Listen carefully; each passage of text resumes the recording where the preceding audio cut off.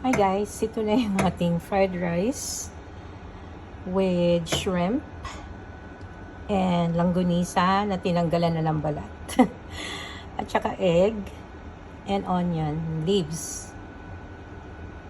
Mukhang masarap naman siya. Tinikman ko, okay naman. Timplahan nyo na lang siya ng soy sauce. Okay? So have a good one. Yan ang niluluto ko ngayon. Kasi marami kaming leftover na rice. Kaya sayang naman ano. We need to make sure na nag-economize tayo at saka wala tayong tinatapon na pagkain kasi napakamahal na ng bilihin ngayon. Maski dito sa California, ang mga presyo dati ay dumoble na, ngayon yung iba triple na po ang presyo.